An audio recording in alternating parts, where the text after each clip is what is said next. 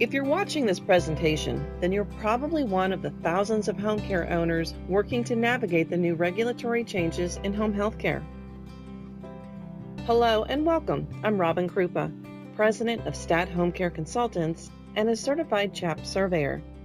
As a former home care owner myself, I know all too well the challenges you face to care for patients while struggling to be a profitable business. Home health care has been a cornerstone in the delivery of healthcare for well over a century. But 2018 begins a whole new level of accountability, making earning a profit daunting. So what prompted these mega changes in home care, and how do we navigate them to stay afloat? In 2010, President Obama signed the Affordable Care Act. Its purpose was to make health insurance available to everyone, but the overriding purpose was to lower federal healthcare spending. Platforms were created to test new approaches in how care is delivered and paid for. In the Medicare arena, the Affordable Care Act provided CMS new tools to convert Medicare from an automatic payment system into one that pays to promote better health. And that is where value-based purchasing and the new conditions of participation come into play. Using the value-based purchasing model, CMS collects data from home care agencies, including billing claims, OASIS patient admission records, to data reported directly by the home care agency, such as flu vaccines for caregivers and patient satisfaction experience. Then, results from patient satisfaction surveys are calculated through a system called HCAHPS. HCAHPS was designed to measure the experiences patients receive from home care agencies. All of this data combined is derived from each agency sent to CMS, and that is how the 5-star rating is generated. Value-based purchasing was launched in 2016 when CMS mandated that 9 states participate in the new payment model. But by 2022, all home care agencies will be required to submit the same data, and they too will be a part of this home care payment system.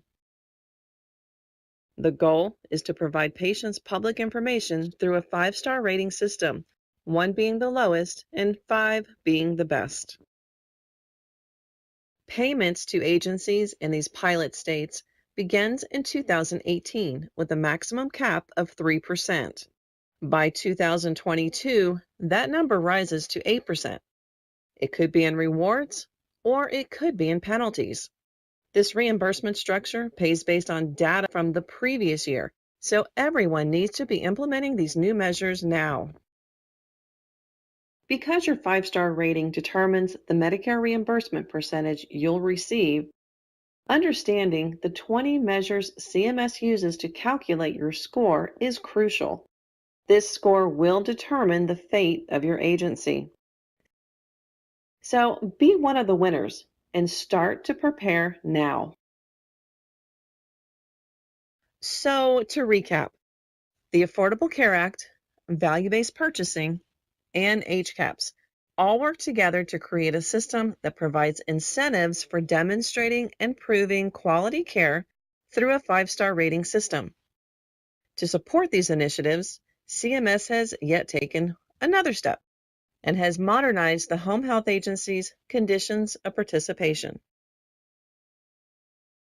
For the first time in 30 years, CMS has released a final rule that updates the home health agency conditions of participation.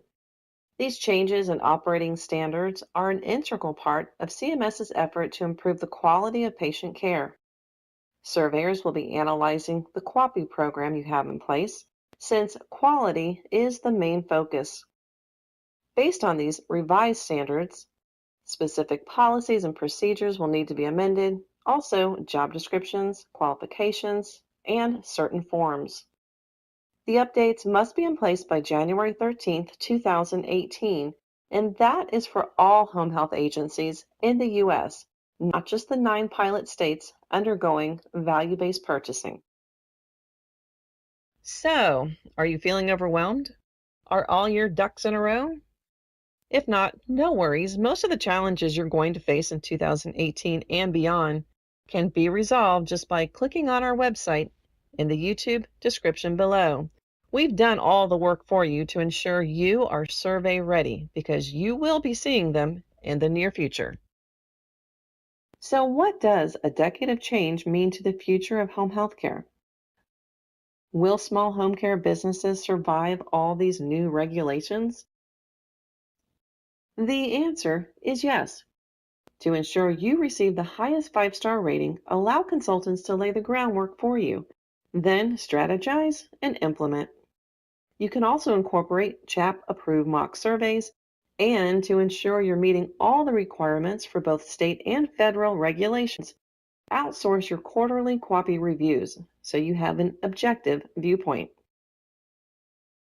These are all affordable approaches to saving your agency a lot of money down the road. Home health care will survive. Our seniors want to stay home and remain independent. Add in the huge number of baby boomers who need care over the next few decades, and I'd say the future of home health care is looking pretty promising. So, thank you for watching, and click on our website in the YouTube description below to schedule your mock survey and find valuable information to help you prepare for success. Don't forget, click the like button and subscribe to our channel for all the latest updates.